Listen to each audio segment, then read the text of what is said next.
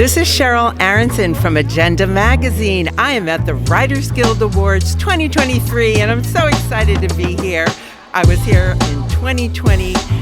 Tonight we are going to interview the writers of your favorite streaming shows and television shows and documentaries and feature films. So stay tuned for all our interviews. Love this movie. It's so many different levels. Please talk about how you wrote. It's spiritual, it's psychological, it has so many different levels. Oh my God, thank you so much. That's the sweetest compliment. I love that you're a psychotherapist Yes, as well. I That's am. amazing. I have more questions for you, actually. Okay, you can ask me anything. Can you help us? Yeah, exactly. Yes, For our I next would movie, yeah, you can help us. We'll ask you to. Just in life. Exactly. Oh, there we go. I just- Honestly, it is a writing's such a confusing process. You never really know how you're going to get to the point you want to get to, and so there was a lot of twisting and turning to get to the point where we were nailing all those things that we're talking about: the spirituality, the humor, the grounded generation narrative. All those things kind of had to slowly be built piece by piece, draft by draft, and it's like anything that you engineer. It takes time, it takes a lot of perseverance and a lot of mistakes. So I'm glad it all came through. It to the did. end. I just thought it was a thorough examination. I swear, psychologically, it was beautifully done. Thank you. We had to live up to the title of the movie, so. You did. Okay, and Yeah. directing too. Everything moves so fast and so. It was, it was stressful. All filmmaking stressful. Yeah, I mean, your question makes me think about books we read that were like not about screenwriting, but just about depression and about relationships and about families. And like we started out making a kung fu movie and slowly made a movie about everything else you said because we, tried to pour ourselves into it because apparently that's what writers are supposed to do, but it's so scary. And so gratifying to see it move so many people. And I just want to shout out Joan Tewksbury of the Sundance Institute. She was one of our advisors there, and she is the one who really encouraged us to put ourselves in it, as he was I saying. was literally just thinking about her, because I feel like when we do interviews, a lot of times my brain, I'm just like aspiring filmmakers. I just gotta say something like that I heard that was helpful for them. And like what Joan made us do in one of her workshops was just write scenes from the movie, then scenes from your life, then scenes from your movie, then scenes from your life, like just a paragraph of each, and just see like as those two things dance together, like your creative ideas and your personal life, find something that touches both of those, you know. And this was like the movie that touched on both more than we ever felt before. So here's what's interesting, because it's also about male and female energy too, and the expression of, because the woman character, the mom, she had a lot of that male energy. She had to be tough, but she had to learn how to be loving and accepting of herself, and that's very important. Acceptance and love, which your movie talks about. Yeah, I think we've been reflecting on this a lot lately. Both of us grew up in sort of non-traditional houses. Our mothers were very much the leaders. They had a little bit more of a masculine energy, and our fathers tended to be more in the background. And growing up, we never really felt like we fit in any of the sort of gender norms of what, I grew up getting mistaken for a girl all the time just because of the way I dressed, and he loves drag. We were very much growing up in I love dragons. That's what I was gonna say. Yeah. I like drag. He loves dressing in drag, and so I think all of our work is it's never intentional. It just It comes from the unconscious.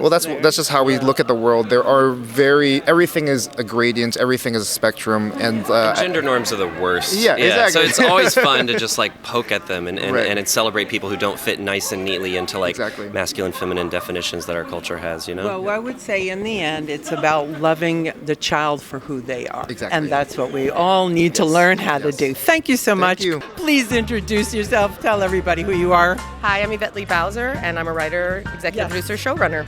Yes, you have, and you're being honored tonight. Congratulations. You have quite a career in this industry.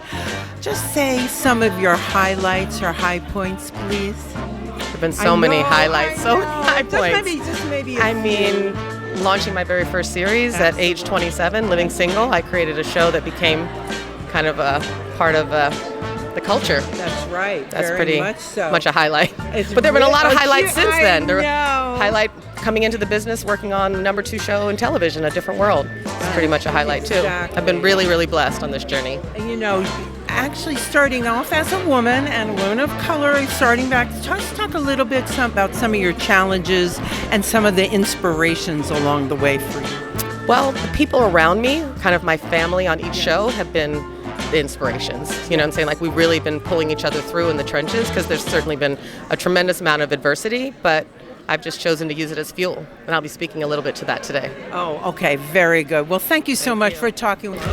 This is Sheryl Aronson with Agenda Magazine. Please introduce yourself and tell everybody the fabulous movie you wrote. My name's Rebecca Lenkovich, and I adapted She Said. Okay, and you're getting honored tonight, so congratulations. Could you please talk about how you went about writing this movie? Well, Jeremy Kleiner and Dee Dee Gardner asked me to write the movie, which was daunting but exciting. And I went to New York and I met the journalists, Jodie Cantor and Megan Toohey, and we went from there. Translating, the article into a film, can you just talk a little bit about that process?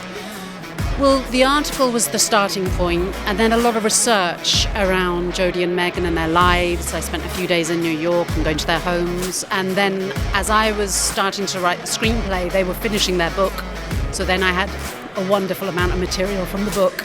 Okay, very good. And also, how good does it feel to have Harvey Weinstein now, all of this brought to fruition? It's very satisfying. Yeah, I think there's nothing... I don't think it's closure for a lot of people, but it's a good outcome. Okay, and one more question. Can you say what writing this movie meant to you? It meant a huge amount, because I don't think that films about women and sexual violence happen very often, and it happens so often within one circle, and it's not talked about enough. Right. And the shame that women feel is so unjust, and so I felt it was an incredibly important film to write. Okay, very. This is Sheryl Aronson with Agenda Magazine. Please introduce yourself. Joe Robert Cole. And tell everybody the movie you wrote. Black Panther, Wakanda Forever. Okay. So please talk about working on this movie and how inspiring and challenging was it for you? Inspiring, it's a great word.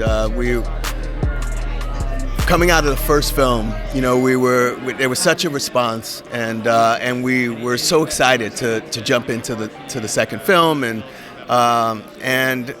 we were 2 drafts in to a version of film with Chad, and his passing,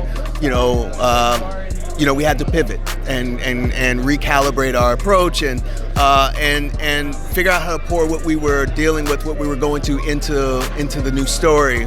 And I have to say, I'm just tremendously proud of that work.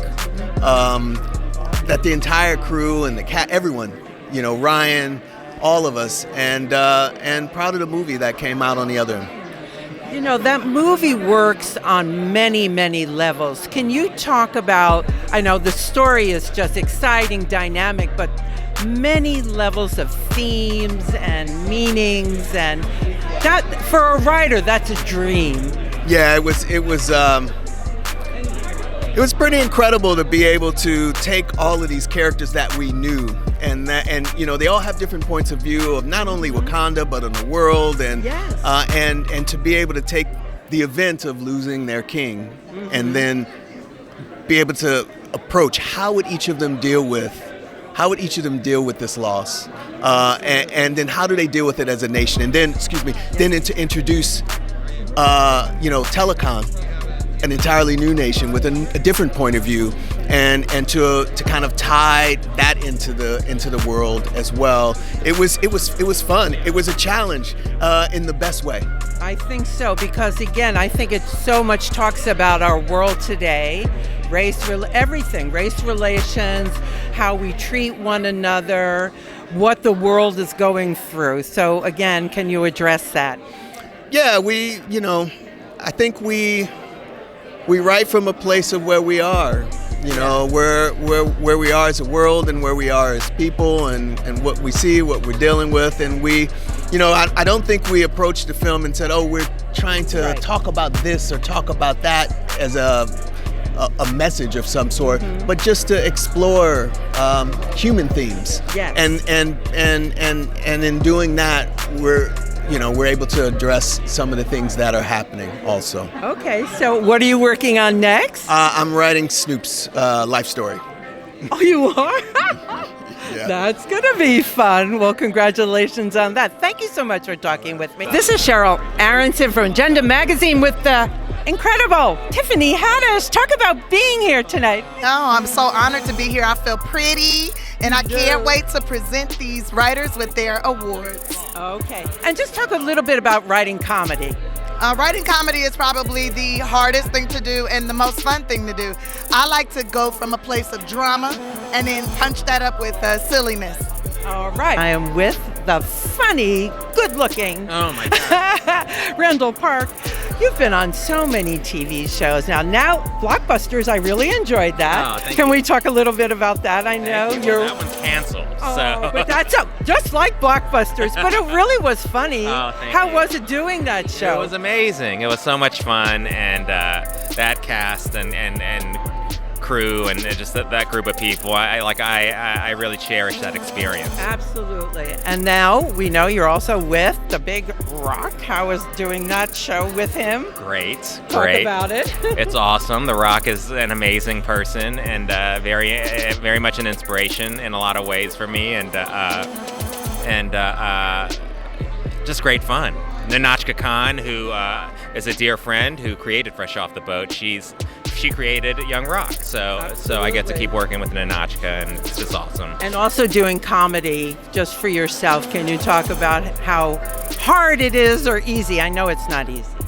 I mean, it's hard. Yes. It's hard, especially starting out, But I don't know. I kind of it's also always a source of joy for me. So it's it's really all I know at this point. Okay. Yeah. Very good. Thank you. Yourself? Kim Fields. And talk about the show you're on and how wonderful it is. Oh, thank you. Well, I'm very pleased to be on The Upshaws on Netflix. But tonight I'm here to support and honor the creator of Living Single, which is the show that I was on, Yvette Bowser. That's right. Well, congratulations to all of it. Please talk just a teeny bit about your career in the business. Well, let's see. I started when I was 7. So I'm just very grateful to still be working at such a time as this. I'm grateful also to really celebrate what we do through all the different platforms with streaming and broadcast and cable, and seeing all the different iterations of all the platforms. So that's very exciting. And how television has grown from the network to the streaming. Talk a little bit about what you think the difference is. Well, I mean, there's access that, people haven't really had before. There's so much access, not only in terms of viewers, but certainly in terms of content providers. It's not just the 3 gatekeepers and that's it. You know what I mean? So I think that with technology helping the quality of what we do, just be elevated, and then having so many great outlets, I think it's fantastic. I really think it's helped writers, actors, everybody get more exposure. Absolutely. Very much. Thank you so much, Gina. And I'm with the very funny Gina Yashere. How you doing? Nice Good. to see Nice you again. to see you. Okay, you are hysterical on that show. so You much. are Thank you. so funny. How fun is it playing the nurse on ABBA show?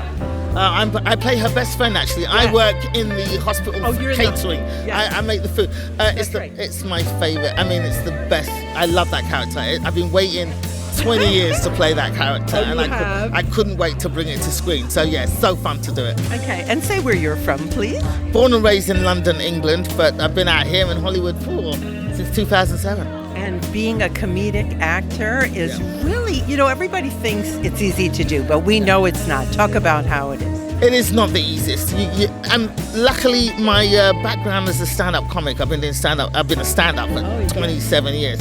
So my background has put me in good stead for comedic acting, because obviously I know where the timing is, I know where the joke is, I know when to stop for the laugh, I know where the jokes are.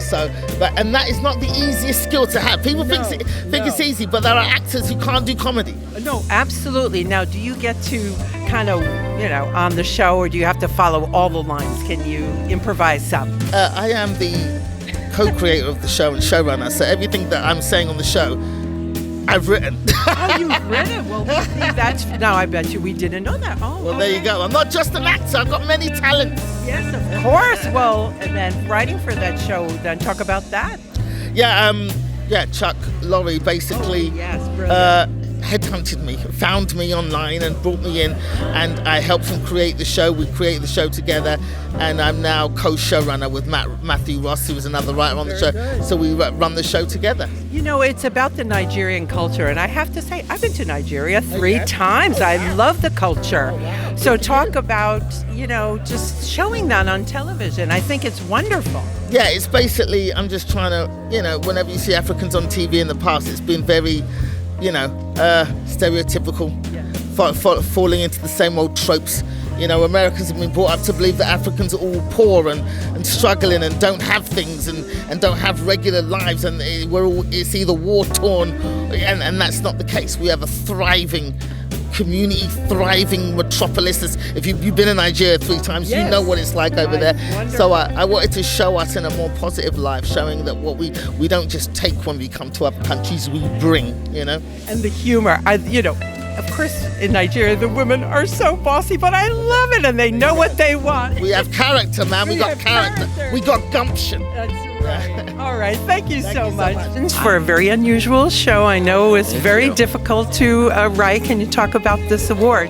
It was, I just think it came down to the people in the room and the people who had faith in us. Like I said, Ben Stiller really protected and elevated this and used all of the clout he had in this industry to make sure that this didn't get watered down or turned into something it wasn't supposed to be.